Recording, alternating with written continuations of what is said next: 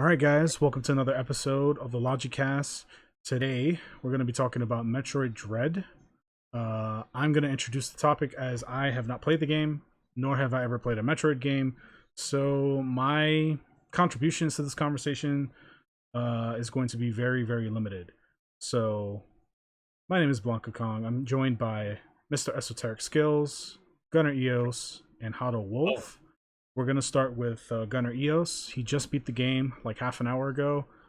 So, what did you think of the game? Was it good? Was it bad? Was it too hard? Right, because that seems to be a point of contention for a lot of people. And are you now a Metroid fan, Mister uh, Mister Gunner? Please.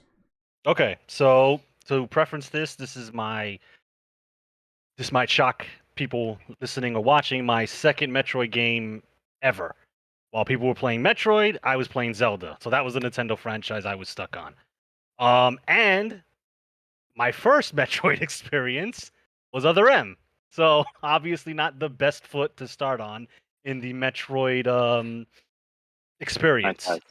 Yeah. So yeah, like Kong said, I played other yeah, I did play that. I played Dread. I did just beat it not too long ago, but that was after me 100%ing the entire map. So I made sure I got all missile tanks, all super bomb tanks, all energy tanks. I went to the final boss, max missiles, bombs, energy. I wanted to like 100% this thing.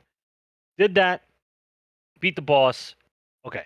So overall thoughts, definitely a great game. Super solid. I love Metroidvania games. That's the term that was been coined for Castlevania and Metroid games. A lot of backtracking, wide, huge maps. Great game. Definitely recommend it. Definitely, if you have a Switch, buy it. It's worth the 65. Um, this definitely helped. What's the word I'm looking for? This definitely helped better my opinion of Samus because when I finished Other M, I had a very low opinion of Samus. I was like, is this the badass bounty hunter that people keep telling me is like this is the one that's so cool and represented in Smash Brothers? All I saw was a strong, independent woman that still took orders from her former boss. So she did not impress on me, but Dread definitely changed that. A lot of the cutscenes were where she would just walk up to this space creature after beating it and she would just look at it like it's dumb while charging her gun up and then just shove the gun in his mouth and just open fire. Like that was cool. She felt competent. Like she knew what she was doing. This wasn't her first rodeo. Like she wasn't this like, oh my god, I gotta call my boss to make sure I can do this. She was like, no, this is what I gotta do. I gotta get back to my ship. Let me get the fuck back to my ship. What's this Emmy? All right, what I gotta do to get by it? All right, I gotta do it. So as far as the character of Samus Aran, definitely I can see why people who grew up with the Metroid franchise, why they, care about her so much, why she's such an iconic Nintendo character. Definitely changed my opinion on her. As far as the game goes, game was solid. I've played Metroidvania type games, that genre of games before Metroid. I played a lot of Hollow Knight. I played a lot of Bloodstained things, Castlevania. So I'm familiar with that game archetype. I didn't have a problem with the backtracking. I knew when it's like, up, I probably need super jump for that, or I need morph ball for that, or I need super missiles for that. I kind of figured those things out. Bosses, in my opinion, were solid. They were challenging. I know there's like a whole thing on the internet with certain game journalists that have issues with the game, claiming it's super hard and it's impossible to beat and it's on Sekiro levels. I wouldn't go that far. I think the game respects your skill as a player, and God forbid if you take the skills that you are given over the course of the game and apply them to all the bosses, they're not impossible, especially the final boss. Final boss is literally here's a culmination of all the skills, knowledge, and weapons that you have acquired. Apply it to this boss. Literally the epitome of it. I guess that's a concept modern gamers just don't know, but it wasn't something foreign to me. So I feel like the challenge was there. It was definitely there. I did die to a couple bosses a couple times, but the game is super generous with checkpoints. If you die at a boss, they usually spawn you in front of the room before the boss, so you can just keep repeating it without having to lose progress. There's a million save points scattered throughout the level, so I don't get the whole difficulty thing. There is difficulty there, granted, but it's not impossible. Um, so before I ramble too much, just to round off some of the things I didn't like. I didn't like the fact that for those who know, there are a lot of the world isn't one giant world like a lot of Metroidvania games, like Hollow Knight, for example. That's the easiest example I can remember.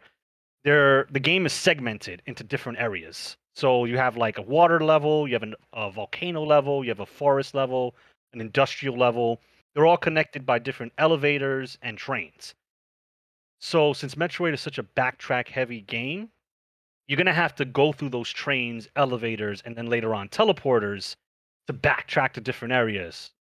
What I didn't like was that every time you went into a train, they felt the need to zoom out of the map, go to the area you're being transported in, zoom into the map and show you, and then give you a confirmation. Do you want to go here? They do that every time you use a train, elevator, or transport. Now, I appreciate doing it the first time because you're telling me where you're going. But if this is my 20th time using this elevator, maybe you didn't need to show that anymore. Might be a minor gripe to some people, but it's something you're going to see a lot because you're constantly backtracking. The name of the game. Um, Two more things in terms of Samus's movement and mostly movement was this might be because I haven't played a lot of Metroid, but for those who know, near the end you get the screw attack.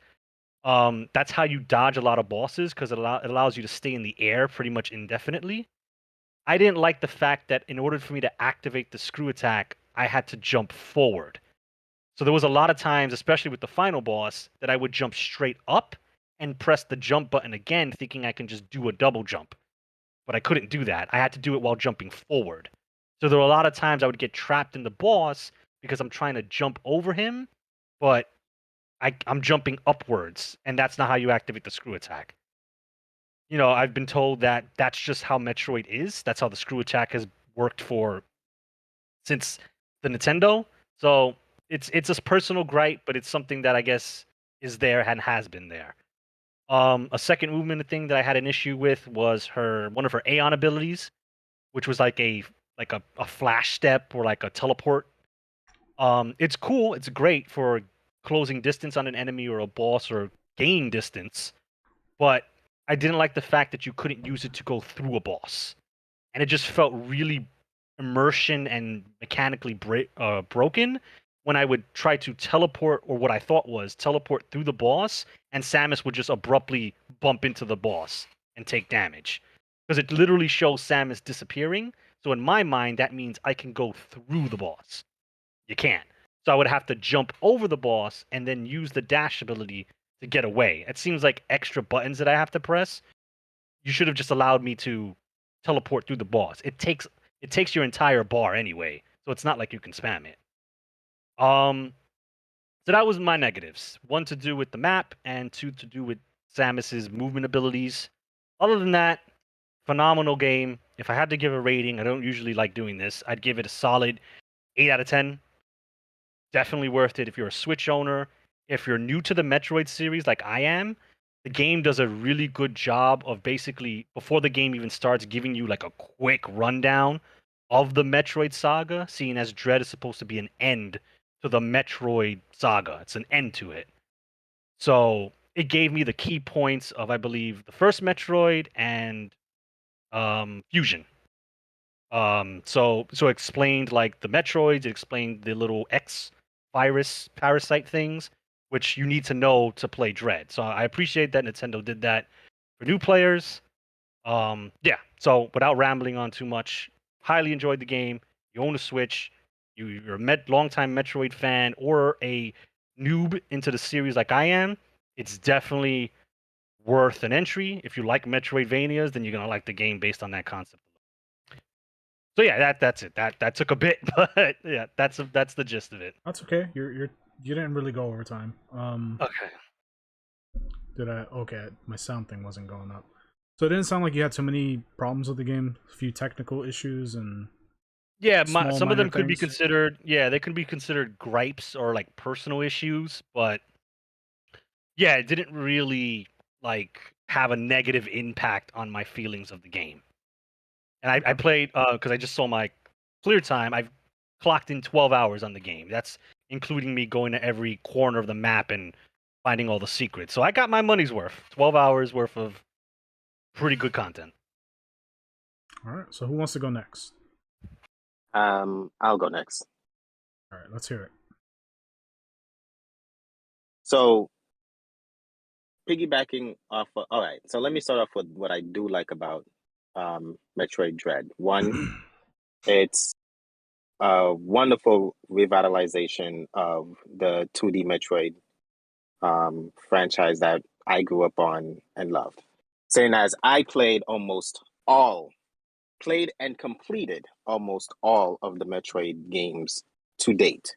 I think the only one I did not complete was Metroid Prime Echo, which is the third one in the series, and Other M. I couldn't get past Other M. It had too many problems. Yeah. So I stopped. I think those are the only two that I did not complete. But I did start them in the very least. Every other Metroid game I've completed, Fusion being my favorite Metroid game to date, still is, despite, other people saying that Super Metroid is the best Metroid, period. But Metroid Dread, I loved. Let's talk about, like Gunnar Eo said, Samus's style, or Samus as a character. This woman showed so many. If you watched all her cutscenes, she showed parts of where she was very confident. She showed parts where she was experienced, but then they also showed one particular cutscene that stood out to me, which showed her more. I'm gonna say she's human, or her more human side was there's a scene where one of the Emmys surprise attacks her, and she's stunned because obviously she didn't think that it would come out from it, it'll just jump at her the way it did. So she's stunned from that, and it grabs her, and just as it's about to, do what it does, it stops, and an ally approaches her. But the thing is, when she falls from the robot's hands and onto the ground, not only is she breathing heavy because they animated her breathing heavy, but she's also frightened. So she has her arm cannon at the robot, even though it's not moving. Then she quickly turns around to the ally and holds her cannon up towards him until he confirms that he's on her side. Yeah, I remember But that. the beauty about that whole cutscene is the relief in her animation to show that finally something on this planet that is not trying to kill me. It just shows that she has this humane, she still has this humane side of her. It's like a lot of superhero or comic book characters will always say, they always get into this discussion at some point in one of their comic books where someone would think that they're too brave or too courageous. And they would explain is that no, they're experiencing fear every single time they go out there. It's just they understand that they have a duty to do, and they have to use that fear as a weapon for them to get the job done. And that right there showed she probably, as a character, in her experience, she probably sees fear every single time or every single battle that she runs into. But that particular cutscene expressed it so well that she's human. She's not just this badass bounty hunter that's just like brave on everything. No, there's a human side to her as well. And then there's like one scene where, like Gunnar Eo said, where the boss is chained to the wall, and once she Right, realized he yeah. was chained to the once she realized he was chained to the wall, she was like, "Oh shit, I got this. This is easy." So she's looking at him as he's trying to get at her, and she just starts charging her Buster gun Yeah. to shoot in his face. But she's staring dead at him. they're at him, dead at him. Like that showed a very courageous side of her. So the game and the cutscenes, not to mention, it blew my mind when she talked. Um, is the cutscenes in the game, if paid attention to, it shows that this is a well-rounded person who, yes, is experienced to fighting threats that is bigger than her, stronger than her, faster than her, but at the same time, she has that courage and that boldness to go against it, but it doesn't mean that she doesn't know what fear is, which we all experience fear to any kind of, or whether it's minuscule or large, almost every day of our life. Especially when we're challenged with something, there's a sense of fear. It's like, okay, well, will I fail? So I love that part. I loved watching every cutscene that she was in. To me, was just beautifully done. As far as the game mechanics go, I won't say I don't. I love the fact that they implemented a wide variety of weapons and abilities that she can use, and none of them seems like a waste. None of them. I find myself using all of them at some point in the game, um or like, okay, well, this is useful because now I can get past this part, and backtracking to where, okay, now I have ice missile, so now I can freeze the fire plant pillar things to get by. Like nothing seemed useless. All her resources were so beautifully implemented into the game that you'll never forget that she has them. It's Right. like, oh, I remember this power. Yeah, I forgot I can use this. No, the game constantly sets you up to test your different abilities. It constantly sets you up to test your reflexes. It challenges you. And that's the beauty of Metroid. Yeah, for those who say, "Oh, I've been playing Metroid my whole life," but then complain about Metroid Dread's difficulty, I don't think we were playing the same franchise. Maybe you was playing something that reminded you of Metroid growing up, but you definitely wasn't playing Metroid, because Metroid is golden for Samus weak in the beginning, Samus overpowered in the end. All you have to do is deal with the difficulty as you play through the game, and you'll realize that eventually things just become so much easier. She's always in every game that she's ever that I've ever played with her, by near mid game, near end, she's overpowered. And at that point, all you got to do is just simply play. Yeah. But the game does challenge you, and what good is the game if it isn't going to challenge you? Why are you playing it? What's the sense? For story, watch a YouTube video, because somebody else is willing to go through that difficulty. Somebody else is willing to put together the cutscenes so that you can have that immerse, or you can talk about the story of Metroid Dread. But to complain about the difficulty, that's what a video game is supposed to do. It's supposed to challenge you. It's not a multiplayer, so it's not me versus Esoteric, or me versus Blanka Kong, or me versus Gunna Eos. No, it's me versus the environment, Right. PvE, which is it's a PvE game. So the environment has to test your ability. It's an AI system. So it's set up to constantly test your ability to become a better player. And I don't really see, I think that's a very positive, very strong, and very sensible way to develop any video game. Instead of just having an easy mode, a hard mode, and a normal mode, have that progress. Work your way to the easy mode of the game, which is you getting all her abilities and she becoming overpowered. The difficulty is only in the beginning, really, halfway through the game, and from there you'll be fine. Um, so I loved it. I loved the graphics. I think it was a beautifully rendered game.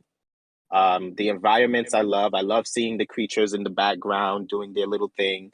There's even some scenes where the creatures will try and attack Samus by attacking the tank that she's running through, or breaking the glass. Like the the overall game is very immersive. Um, Most Metroid games, especially if it's 2D games, they are broken down into sections. So you do have to deal with teleporters, you do have to deal with elevators, you do have to deal with, just changing your overall environment, um, which is fine. There are sequence breaks in the game, which is nice if you wanted to go somewhere else and diverge off of the guided story that it tries to keep you on, which I think was a very popular gripe with Metroid Fusion, where Metroid Fusion was a very linear game. It's told you where you had to go, how you had to get there, or it told you where to go and would set up that path for you. You just had to figure out the path that it set up.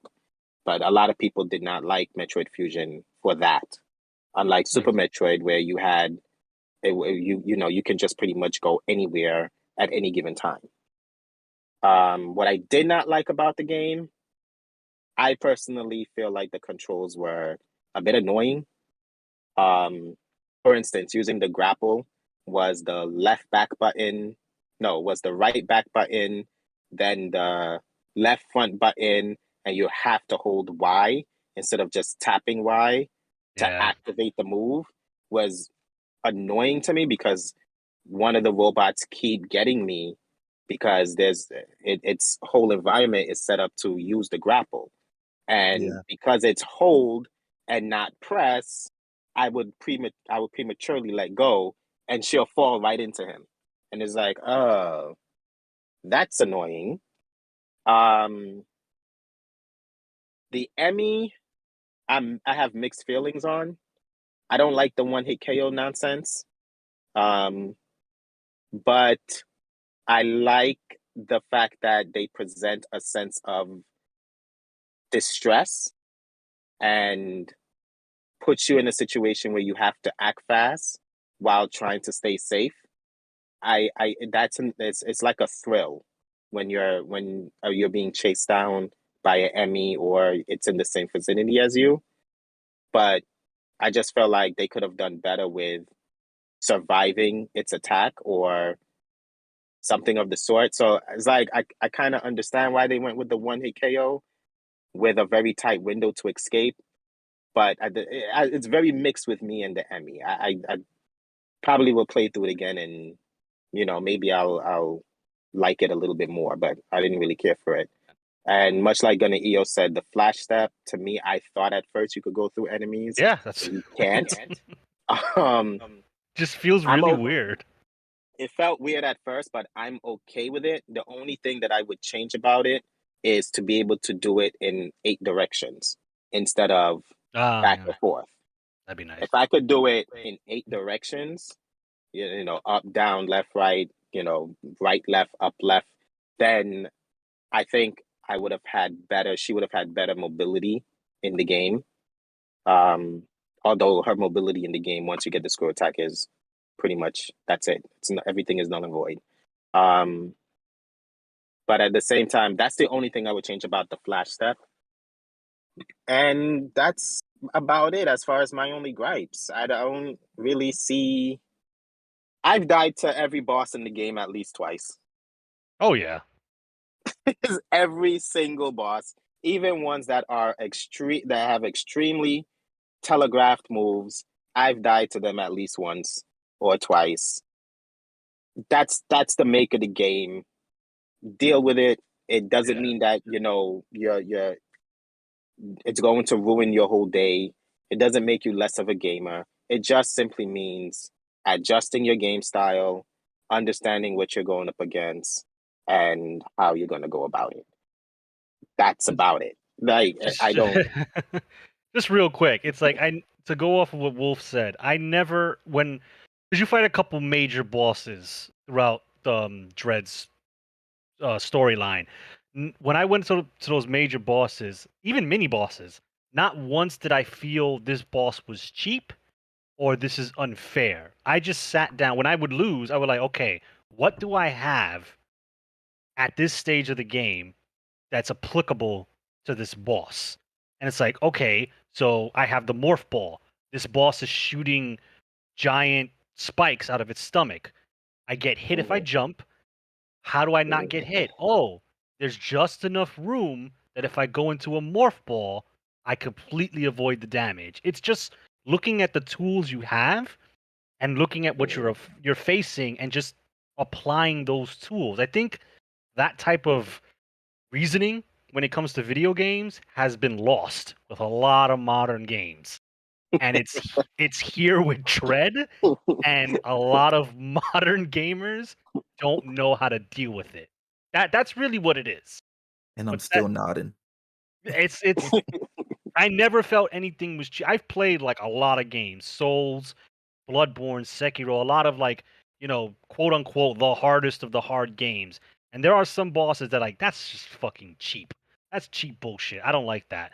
But with Metroid, I never felt that. It's just like, what am I doing wrong? This is what I'm doing Yeah, wrong. Now I'm doing it that right and I'm taking no damage. that was my that was my take on it. It was more like, okay, well, what am I doing wrong? There's this robot boss that's extremely mobile.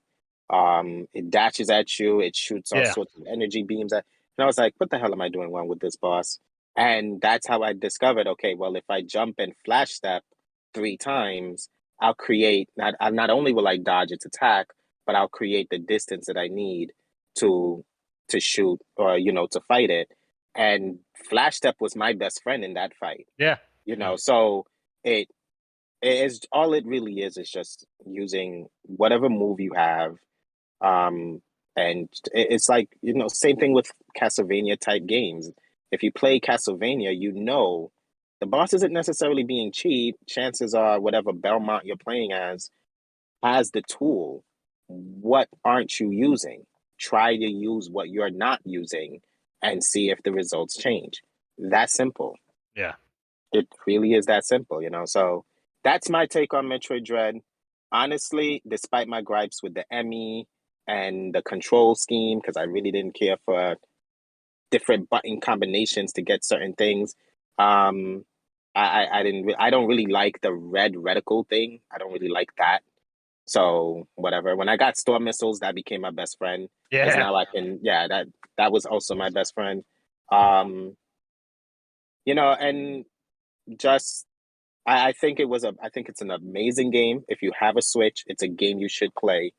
Especially if you grew up on Mega Man or Castlevania or even older Metroids. Play this game. It is so worth it. I personally, if I had to give it a rating, I would give it a 9 out of 10. And that's only because it's very reminiscent. The sense of nostalgia that it brings by playing Super Metroid, Metroid Fusion, Zero Mission. Um, it's there. It is there. It is just Samus's characters, the enemies, the environments, the story itself. The game is great. It is a great game. So that's where I end, and it's now Esoteric's turn. Well, I don't really know what to say. You guys pretty much summed it up for me. I All right, that's a mean, podcast, guys. Thank you very much for joining us. Go ahead, buddy. um, You nah, streamed I it, agree. so your Yeah, experience was you different, right? You had an audience. That is true, but it was like it was just really hard to explain. Let me just go off with saying like Metroid Dread was an amazing game. Just to give you a little backstory, as you guys already know, I've been playing Metroid since Return of Samus, Super Metroid, which I probably for bias reasons, I deem Super Metroid the best Metroid that I've played. Just my humblest opinion, um, because it definitely kind of set the groundwork for all the other Metroids, like all her moves or returning moves, because she does acquire new moves in this game. All her returning moves translate to pretty much every Metroid that has been created afterwards. Um, it definitely was a great game. I had some minor issues with it pertaining to like I don't know if you guys experienced it, but as I was fighting certain enemies or transitioning from one area to the next. It kind of dropped a little frames at certain points. Like Uh, it was becoming a little choppy for me. I noticed it a little bit, but it was like it was so minor that it never impacted me negatively. It wasn't Breath of the Wild levels of It frame drops. I for noticed me, that the frame drops would drop if I was in handheld mode, but when I played Ah, it on the when I docked it on the TV, for me anyways, I didn't experience it. No. it was like it was more prominent when you was transitioning to the different areas, but there were some instances where I would play and I'm fighting enemies and it would drop and I'm not playing in handheld mode. Maybe it could be something wrong with my Switch, who knows? I'm not entirely sure.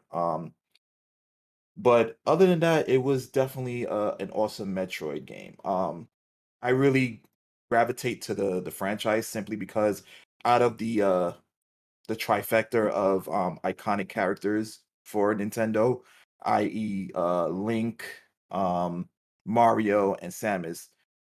This game is the less gimmicky of the three because you really have to like figure shit out. You know what I'm saying? You play Zelda, you're like, oh, you gotta a item from this area. You got to use it on the boss. Like it's some type of gimmick fight. Mario, it's jump on characters' heads or whatever. Metroid is like, okay, you're in this area. You have to navigate through the terrain. You have to acquire certain skills, and you come across certain um hurdles where you don't have the skill and you have to backtrack in order to utilize whatever skill you acquired like later on throughout the game. um so that's one of the reasons why I do gravitate toward Metroid more. um uh you guys pretty much said all the goddamn points. Like the animations were great, the enemies were fair.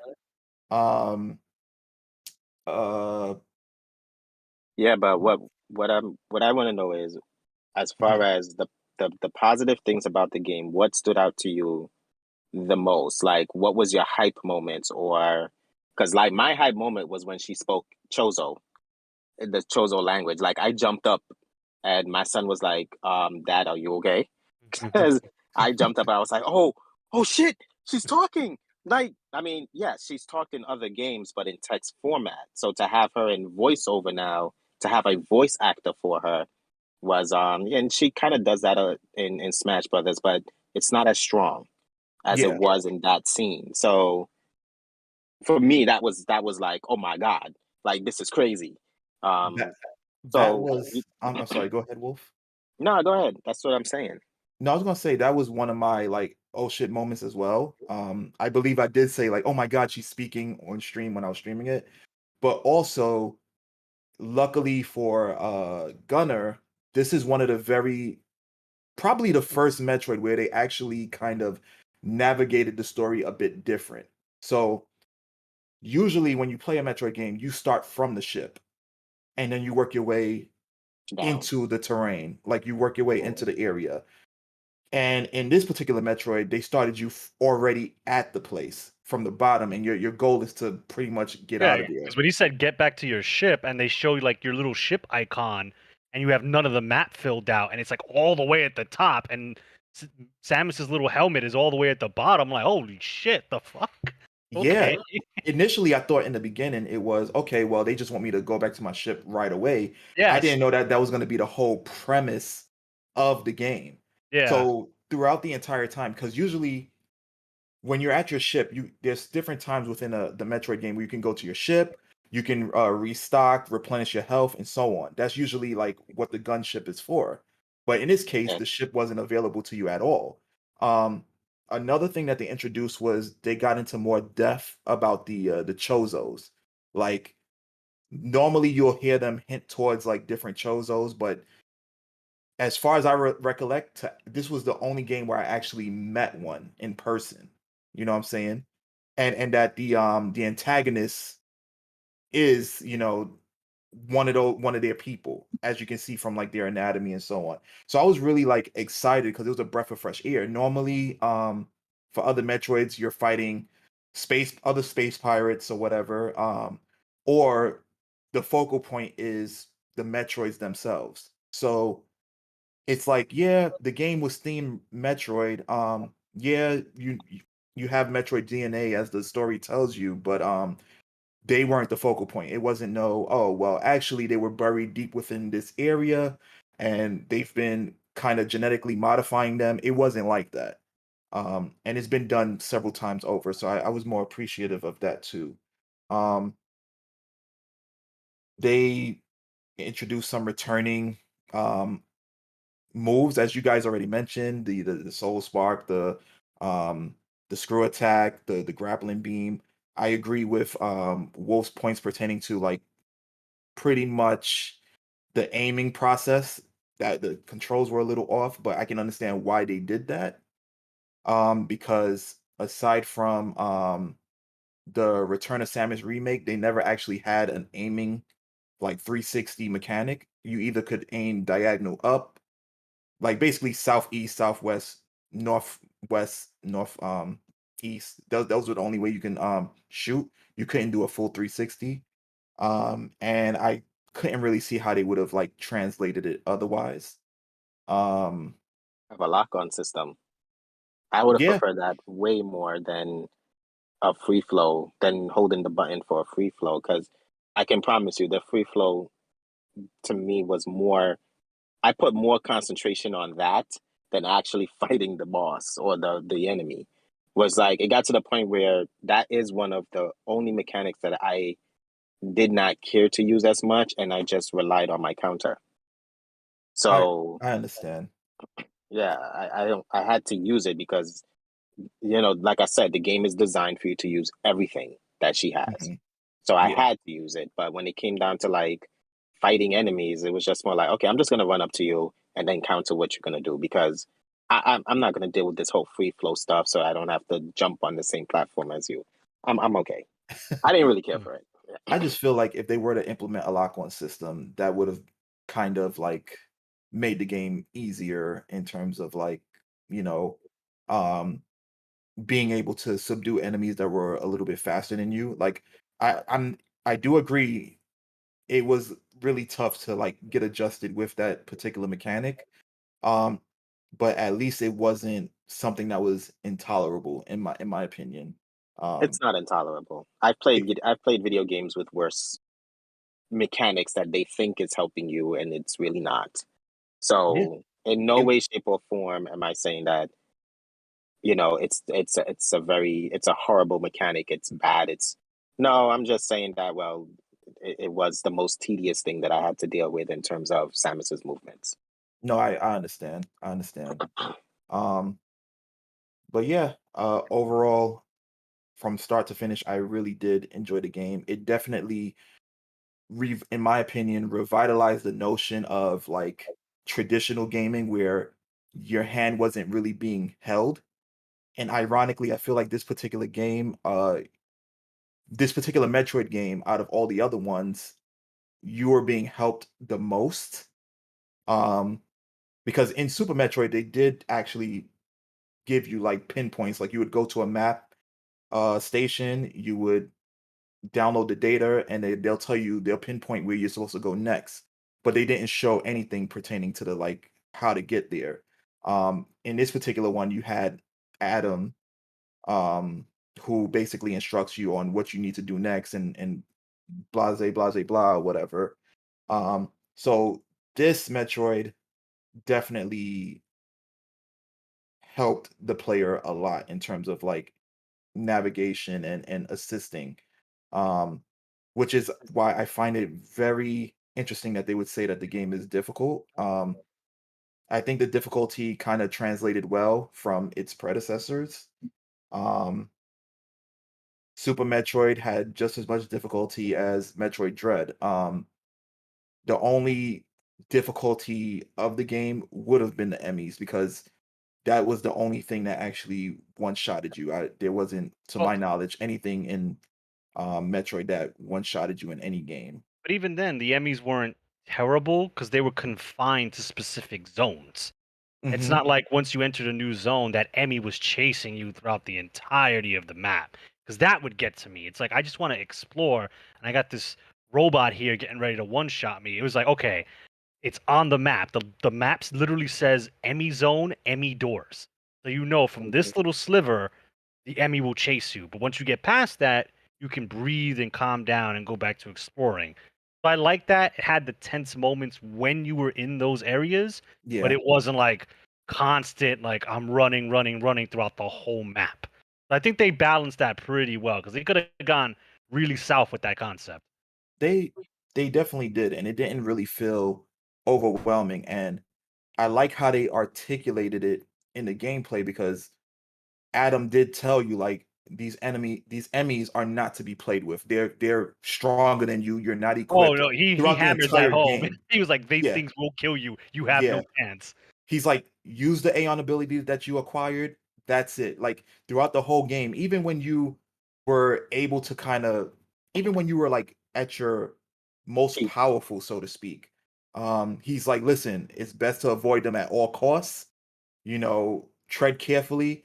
And they translated that really well with the 99% chance of escaping with that, being able to like The break out short of their window. hold or whatever. So yeah, I like that translation.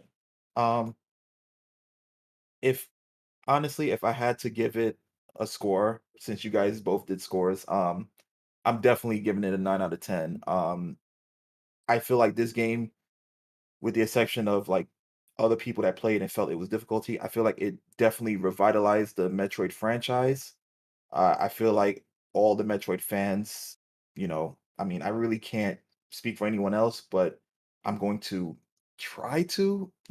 I feel like this game definitely was worth waiting for. It was, we had other M, which had its tremendous issues. We had Return of Samus, which had, or was it Samus Returns? One of Samus the two. returns. Samus It Yeah. was, Returns. yeah, it was the remake to. I'm sorry, it was the remake to Return of Samus.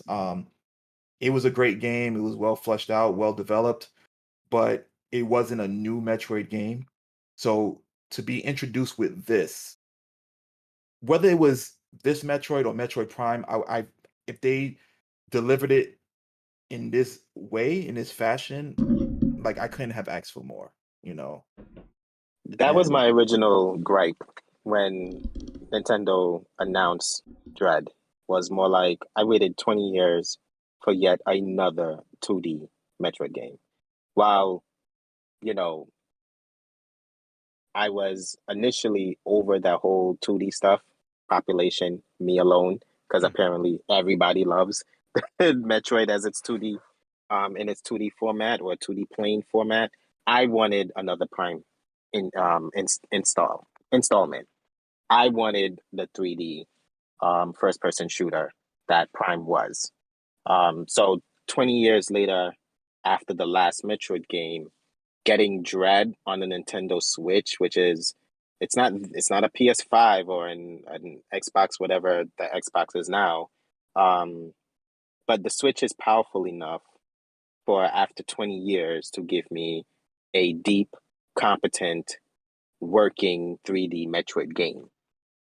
So yes, initially I was very disappointed that I got another 2D one.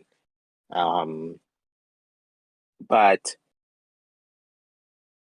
I am happy now that they are producing another Prime. I am looking forward to that. At the same time, I feel like Dread is not to be underestimated as a game, as a Metroid game. I feel like Dread is, if it can't compete with Super Metroid, it's still clear top two, top three of all the Metroid games. I mean, I don't the Prime series is in a category of its own. It's a completely different make.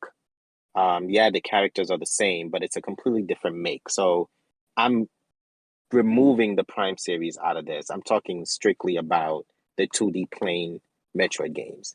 And for me, Dread is a clear second. I don't have an issue with Super Metroid, but it doesn't really, while I get that it opened doors, for future 2D Metroid games, for me it was just a good Metroid game. Fusion is where my heart is, and I think it's because of just what Fusion created. kind of Dread adopted that, which was fear. Fusion created constant fear, whether it's are you going to come across your super powerful clone that's chasing you down and wreaking havoc in this station or this planet that you're on.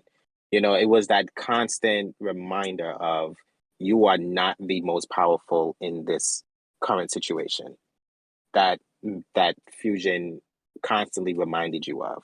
It always put me in a sense of where and it never allowed me to become overconfident, right? Like when we play Monster Hunter, we always use the quote, Monster Hunter humbles you. The game humbles you. Once you become too confident and too cocky, you realize, oh shit, Hunter weak, monster strong. In a way, Metroid does the same thing. You can become very confident because now you have ice missiles and super beams and you have super speed like the Flash. But then you run into a monster and it's like, big fucking deal.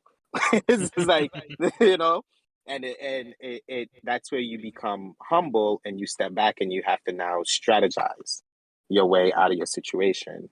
That's why Fusion for me is one of the best is the best Metroid game, 2D plane Metroid game that I've ever played, and it's going to remain that way.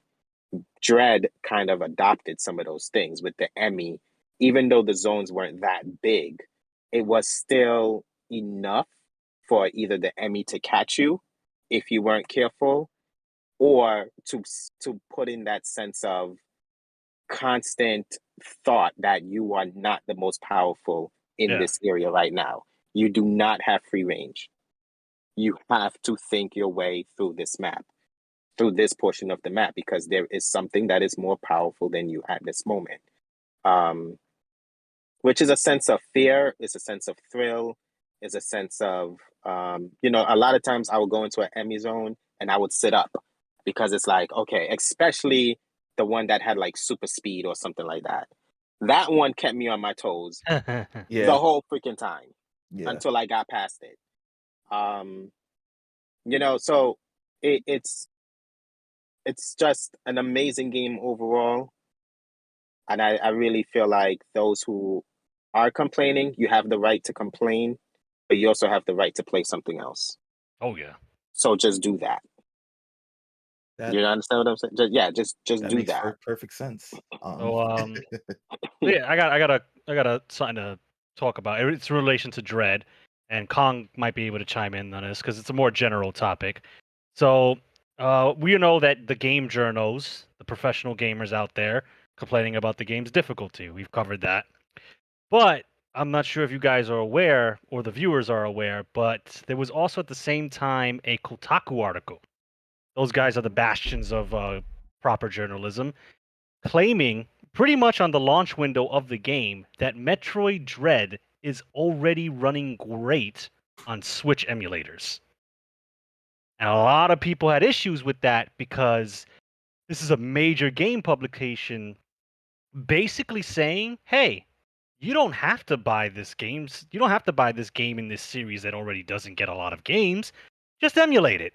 Do it for free. Steal the game basically because it runs really good and in 4K and in 120 frames. And when I saw that article, I was like, really? You're basically telling people that were on the fence about the game that they can pirate it, run it better, run it looking nicer on a franchise that probably needs these sales before it goes the way of F-Zero. And I was floored when I saw that article because it's basically saying take money from this series that already doesn't get enough love and just convince Nintendo that it's not worth supporting it anymore. So I just wanted to get you guys' opinions. I wasn't sure if you were aware of the article or not, how you feel Yeah. about a major publication basically telling people to steal the game. I was aware of the article, and when our friend posted it in the post, he said that Nintendo is the type of company who's quick to shut down, what's it called, fan made content using their video games sprites or information, but they're not shutting down Kotaku. In actuality, Nintendo did shut down Kotaku in that they they put out a block against the article so that the article had to be taken down. You cannot view the video that they had posted on how you can get the emulator for the game to play on your PC. On the other flip side of it is when you're attacking or when you're going after fan made content, that fan is probably just, a tech head who is in his basement creating this thing on a normal PC, which there is way more freedom to attack. When you have a company as big as Kotaku or other journalist game um, companies, there are litigations that you have to go through. So it's not as easy to say going after Kotaku or IGN, say if IGN had put out that article, versus, the big guy eating his ham sandwich while typing in codes in his mom's basement. It's very different. I think it's a very scummy, very low, and it's just disgusting that they would even push for people to play the game on an emulator instead of just paying the $65 you're going to get a great experience. And why the hell, if you want more Metroid, I want more Metroid. I want to see this franchise strive. And why would you, as a game journalist, even put that kind of article out there? Like it's just like, what are you? Like how low or how shitty can you be as a journalist? Like, did the game burn you that bad that you felt like you needed to be petty? Like, I don't understand. Pretty Yeah, much. I I think felt it it was was a very hidden vindictive. message. Yeah. It was like, "Oh, Metroid's too hard, so you know what? Here's the website to go to get for free, so we can not see any more games like this." It's Right. so stupid. It really is. I mean, you you play what you can. There's games that are out for audiences of all ages, all skill level. You don't have to be, again, we've already spoke about this. Like, you don't have to be in every freaking circle. You really don't. There are just going to be things that are just not for you. If it's not for you, then it's just not for you. It's and if you want it to be for you, try harder, get better, do what you have to do. Like, but don't I feel like when you tell somebody or you're basically promoting negative change, because let's be real, in this particular case, negative change, the aspect of lessening difficulty for a game that's not even that hard is a negative change. You're basically shitting on the people who created it, creativity, basically. This is what they designed it for. They designed it for it to be, you know, a little difficult for people who feel that is super difficult. It was a little difficult. It was a tad bit difficult. Um, you're shitting on their creativity. If this is how they designed it, if this is how they wanted it to be, unless you're giving constructive criticism like, hey, we want the controls to be this particular way, or hey, the game is glitching, could you assist with this? To kind of like perfect the game. If you're giving critique on perfecting the game, making it better, that's fine. And they will do their due diligence and choose whether or not to implement it. However, for minute things such as the difficulty where the only thing that you have to do is get better at it, it's a slap in the face, and it really sucks that these developers' creativity is tied to their finances. This is how people eat. These are people literally taking the chance of creating something for everyone's enjoyment, coming from their freaking imagination on trying to create an experience for millions of people. And then you have people who are so you know entitled, because when we were growing up, we didn't have these types of things to coddle us when it comes to games. None of this navigation stuff. Oh, here's a navigation point for you to throughout the entire time. Oh, you can't find your place?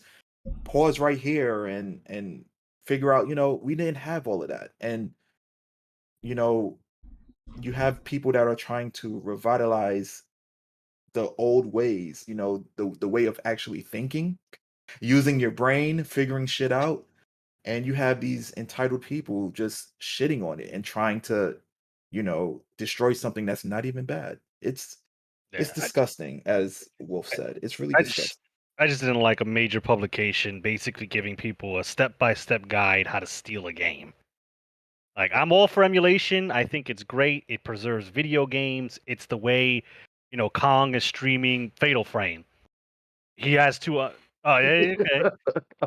Well, 'Cause, technically, no. I'm streaming Fatal Frame through the PS3 because I did buy it on the PlayStation Store.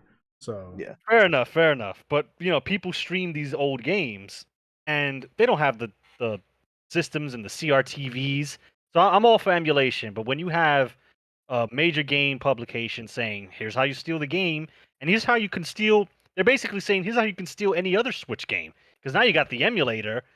Some people it's a slippery slope, and before you know it, they have the whole Switch library on their 8 terabyte hard drive.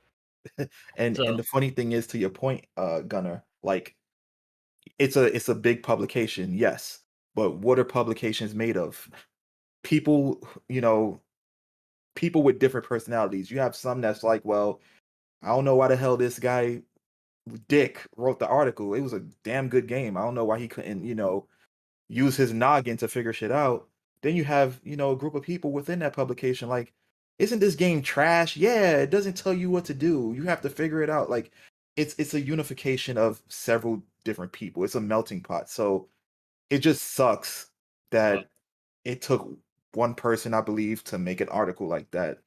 I yeah, well, I, it, I am glad it got taken down. That I didn't know. I am glad that it's been removed because that's just shitty in not just for Metroid, but for just any In other. general, Yeah, in yeah. general of the Switch games, like yeah, Breath of the Wild 2 is set to be released. What's gonna stop them, for those who did follow the article and was able to get the video or watch the video and was able to go through the steps of downloading Metroid Dread? How are they going? What's stopping them from doing that with Breath of the Wild? Not much. That's gonna cutting on the sales, right? That's gonna and cutting on the sales, and then Nintendo's gonna say, "Well, Breath of the Wild 2 didn't work.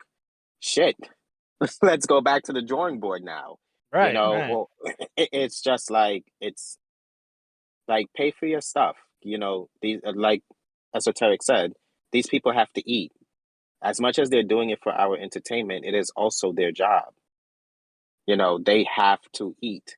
Respect it, just like how you would want someone to respect your income, yeah, right? So don't just jump into downloading or stealing the game to play on your PC because you don't want to buy a Switch. It's just like, for me, I think the game is worth owning. I think it was worth the $65, Oh and yeah. kudos to the team that did make the game. I feel they deserve every penny that they made. yeah, I agreed. feel like they did deserve it, and I hope that article didn't damage the success of the game in a sense of where sales aren't. I believe actually still the sales of Metroid Dread is extremely well. I believe as of right now it's about to top the Metroid Prime series, which, I Hmm. mean, anybody can correct me if I'm wrong. I believe the Metroid Prime series is the most successful financial um, set of games for the Metroid franchise. And I think Metroid Dread is either close to it or has already beaten it in terms of sales. Ah, So that's good. the good thing is the article, that piece of shit article, didn't really do much to the game. So hopefully, we get Metroid Prime, and Nintendo will continue to realize that they have an amazing main character, um, Absolutely. Agreed. amazing storyline, an amazing world that I feel like even if it's still called Metroid, but she's no longer fighting Metroids, um, I'm okay with it. This is Yeah, like, Yeah, yeah, yeah, yeah. yeah. I I hope this means You more know, Metroid games in the future. High quality titles. If they come out once every couple years, I'm fine with that. Don't turn it into a Call of Duty scenario. But as long as we can, Dread and the upcoming Prime right. latest entry in the Prime series, if those do well, I hope that teaches, that shows to Nintendo that there is more than just Mario, Zelda, and Kirby. Bring Metroid back into the fold, and you know, keep it as one of the mains, because Nintendo has a lot of great franchises that are just languishing in obscurity right now. And Yeah. me just playing Dread and seeing Samus as the way you guys see Samus, I kind of want to see more of Samus. So hopefully this is a sign to the powers that be at Nintendo to keep Metroid coming. Yep. But that's my take on Dread. I don't have anything more to say about it. I just feel like if you own a Switch, it's a game you should own. Agreed. Um, that's about it. No, I'm, I'm, that's yeah. yeah. Yeah. Said everything I need to said. I guess my last thing I would say is no matter what your favorite Metroid is, it really doesn't matter. They're all, with the exception of Other M. I'm gonna emphasize Other M. Uh, Yeah. they're they're all pretty much they're all pretty good games, even with the inclusion of the Prime series. They all kind of have similar mechanics, but just done in a different form. Like almost everything within the 2D Metroid games are somewhat implemented in the Prime series. Um, so to choose which one is your number one, anyone with the exception of other any one of them with the exception of Other M, I can see It's not, why people would say it's plausible. Okay, I can see why that's your number one. Oh, I can see why Super Metroid. I can see why Fusion. I can see why Return of Samus was your number one. They were all great games, and I hope that they do continue to make more. And I feel like Dread revitalized the notion of solid difficulty. It wasn't super hard, it wasn't super easy. It was just right. And yeah. Okay. It's a lot to unpack there. So that that's an episode, guys. That's what a little over an hour. So Wow. nice. yeah, so thank you guys for listening. Let us know in the comment section what you think of Metroid Dread. I haven't played the game yet. I plan to. I plan to visit the Metroid series, as I've never really played them before. Um, and I watched Esoteric play it on stream. And I mean, I already knew the game was going to be good based off the trailers. Um, but I know too much about the game to play it right now. So I'm gonna give it time and play some other stuff, and I'll visit it some point soon. So definitely check it out if you haven't already. The stream of Metroid Dread is available on this same channel. It should be up by the time you guys are seeing this. So if you want to see gameplay for yourself, feel free to watch that. Esoteric does stream every Monday, Wednesday, and Friday at 9 p.m. to 1 a.m. Eastern Standard Time on Logical Gamers TV on Twitch. The links are in the description, and they're also on our homepage, so check that out. I stream as well under Blanka Kong on Twitch. I don't have a set schedule, so follow me and you'll be notified if your notifications are on. If you enjoyed this discussion, give us a like. Subscribe for more content. We release podcasts every Wednesday at 12 p.m. Eastern Standard Time. And make sure you click the notification bell so that you're aware of when these episodes go live. We also run social medias. So, Esoteric, you want to tell us? Well, not tell us because we already know, but tell the viewers where they can find us. Absolutely. You can find us on Facebook, Instagram, and Twitter at Logical Gamers TV. Just look for the light bulb icon, and yeah, we would love to hear your gripes or praises about the Metroid series, whether you played it, didn't play it. Just want to hear your comments about what you think of it overall. All right, awesome. Well, thanks guys for joining me. Have a good night. Peace. Laters. Later.